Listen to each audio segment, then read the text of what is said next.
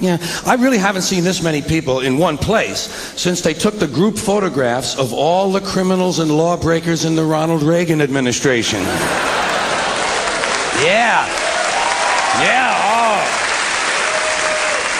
225 of them so far.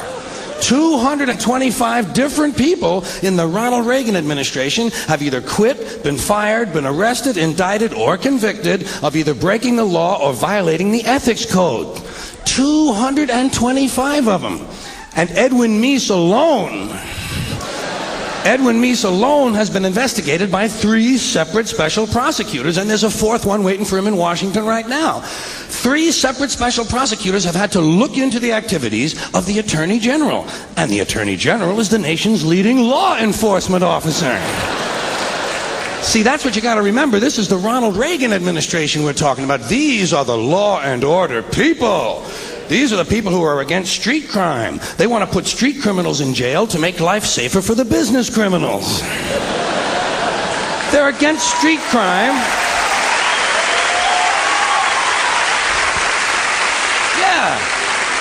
Yeah, they're against street crime, providing that street isn't Wall Street. And the Supreme Court decided about a year ago that it's all right to put people in jail now if we just think they're going to commit a crime. It's called preventive detention. All you got to do now is just think they're going to commit a crime. Well, if we'd have known this shit 7 or 8 years ago, we could have put a bunch of these Republican motherfuckers directly into prison.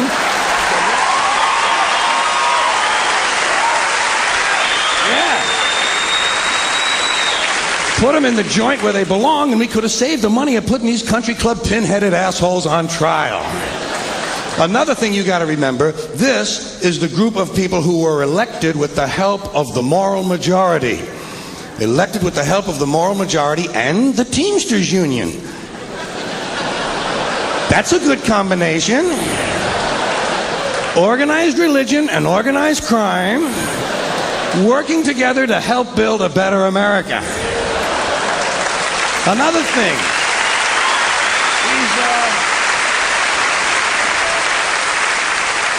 Keep in mind, these Reagan people are the ones that were going to get government off our backs. Remember that? That was the rhetoric of the 1980 campaign. We'll get government off your backs and out of your lives. Yeah, but they still want to tell you what magazines you can read, and they still want to tell you what rock lyrics you can listen to, and they still want to force your kids to pray in school, and they still want to tell you what you can say on the radio. The FCC, the Federal Communications Commission, decided all by itself that radio and television were the only 2 parts of American life not protected by the free speech provisions of the First Amendment to the Constitution. I'd like to repeat that because it sounds vaguely important. The FCC, an appointed body, not elected, answerable only to the president, decided on its own that radio and television were the only 2 parts of American life not protected by the First Amendment to the Constitution. And why did they decide that? Because they got a letter from a minister in Mississippi. A Reverend Donald Wildman in Mississippi heard something on the radio that he didn't like. Well, Reverend, did anyone ever tell you there are 2 knobs on the radio?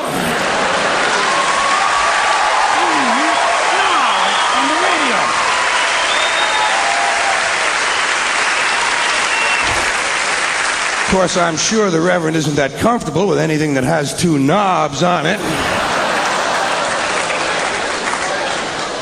But hey, Reverend, there are 2 knobs on the radio. One of them turns the radio off, and the other one changes the station.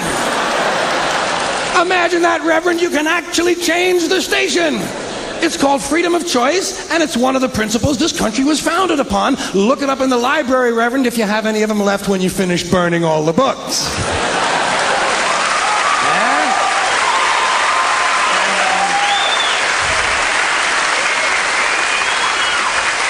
And I don't know how you feel about it, but I am getting pretty sick and tired of these fucking church people.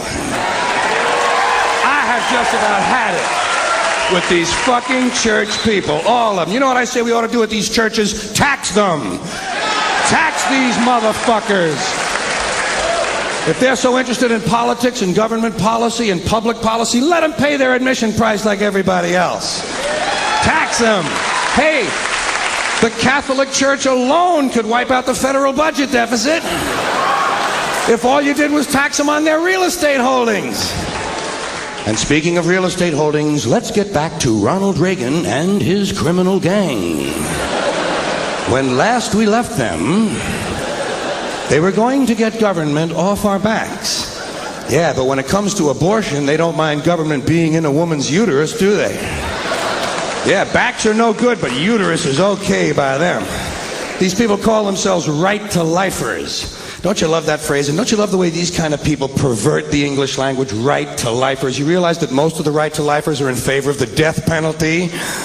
And they support the South American death squads, and they're against gun control, and they're against nuclear weapons control. When they say right to life, they're talking about their right to decide which people should live or die. So these right-wingers, you know, so these Reagan people, these right-wingers in general, these crypto-fascists, they're against homosexuality. They're against pornography. They're against sex education. They're against abortion. Yeah, they're going to get government off your back, but they're going to tell you how to live your sex life. And let me ask you this, how would they know anything about it? Have you ever taken a look at those people?